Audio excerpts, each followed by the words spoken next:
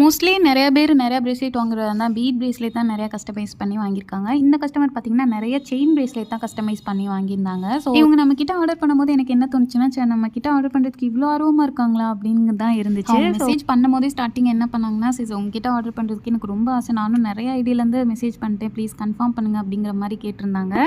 நம்ம கிட்ட வந்து மோஸ்ட்லி கஸ்டமைஸ் ஆர்டர்னால உடனே வந்து ஆர்டர் கன்ஃபார்ம் பண்ண முடியாது. ஏன்னா ஒரு சில டவுட்ஸ் எனக்கும் இருக்கும், அவங்களுக்கும் இருக்கும். சைஸு, டிசைனு, கலர் அந்த மாரி இருக்கும். ஸ்டோன் டைப்பா இல்ல நார்மல் டைப்பா அந்த மாதிரி நிறையா இருக்கும். ஸோ அதனால வந்துட்டு கொஞ்சம் நான் டைம் எடுத்தேன். அப்போ சொன்னாங்க ஒரு நாள் நைட் மெசேஜ் பண்ணி, சிஸ் நீங்கள் கன்ஃபார்ம் பண்ணிட்டீங்கன்னா நான் ஹாப்பியாக போயிடுவேன் அப்படின்னு சொன்னாங்க. அவங்க சொல்லும் போது ஒரு பக்கம் எனக்கு ஹாப்பியாகவும் இருந்துச்சு, இந்த அளவுக்கு ஆர்வமாக இருக்காங்க நம்ம ப்ராடக்ட் வாங்கன்னு சொல்லிட்டு. இன்னொரு பக்கம் ஒரு மாதிரி கஷ்டமாகவும் இருந்துச்சு, நான் ரொம்ப டிலே பண்ணுறேனோ அப்படின்னு சொல்லிட்டு. ஸோ லேட் ரிப்ளையோ இந்த மாதிரி ஆர்டர் கன்ஃபார்ம் பண்ண லேட் ஆச்சுன்னா கோச்சிக்காதீங்க. இப்போ இவங்க வந்துட்டு 2 single layer bracelet, 3 double layer bracelet, அதுக்கப்புறம் 2 mask extension, 2 silver anti tarnish moon chain வாங்கியிருந்தாங்க. ஸோ இவங்களுக்கு கிஃப்டாக இதை பேக் பண்ணி